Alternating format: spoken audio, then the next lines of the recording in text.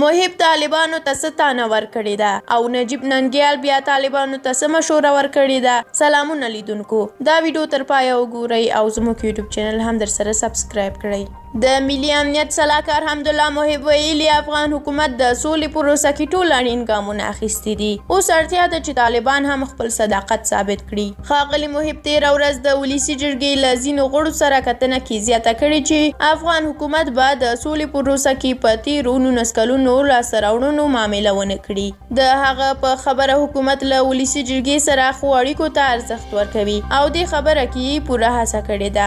بلخوا د ولسي جرګې غړیو ویلي دي چې د حکومت د پلانونو او برنامو د ښه تطبیق لپاره او په هیواد کې د روانو ستونزو او ناخوالو د کمیدو په موخه اړینه ده چې د حکومت او پارلمان ترمنځ همغږۍ او همکارۍ زیاته شي، ځکه پارلمان چې د خلکو استازیتوب کوي کولی شي چې په محلي او ملي سطحه د خلکو په ملاتړ ستونزې په اسانۍ سره حل کړي. دغه وکیلانو زیاته کړه چې د سولې پروسې په روانو مذاکراتو کې د تېرو 19 کلونو لاسته راوړنې او ارزښتونه مخصوصا د ښځو او بشر حقونه حفظ او معامله نشي.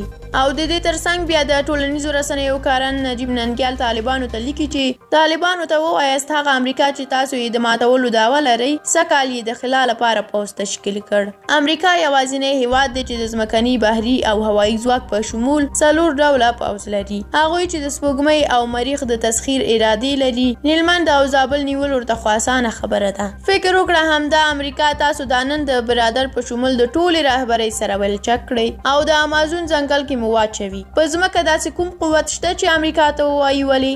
مه کوه د خدای لپاره. نړۍ چې د نن په کوم نرخ اخلي سبا دې والله بالله که واخلي. لویې له غروره ډکې خبرې مه کوه. امریکا ماته نه ده، مات زه شوم چې د ښار هر څلور لارې مې په وینو رنګ شو. مات ته شوې چې د چنار ځوانانو غوښې دې په بمونو والوځولې او زما ماشومان دې پرې لمبه کړل. په 20 کلو کې دې یوه شپه ارامه ونه کړه، حتی 2 شپې دې مسلسل په یو کور کې نشوې تېرولی. له ډاره د خیره نصیره نړۍ ته نشو ښودلی او ټلیفون د جیب کې نشو ګرځولی. بې ادرسه وي، بې هویته وي، نوم د چریک و. چریک پیري ته وایي چې شناخت رنګ او هویت نه لري. له تاسو مننه چې ویډیو م تر اخره ولیدله. که مو ویډیو خوښه شوي وي نو لایک یې کړئ. که غواړئ له همداسې نورو جالبو لیکونو او خبرونو څخه خبر شئ نو زموږ یوټیوب چینل در سره سبسکرایب کړئ او که د طالبانو په اړه تاسو هم کوم نظر لرئ زموږ سره کومنټ کې شریک کړئ. تر بیا او بلې ویډیو د خدای په امان.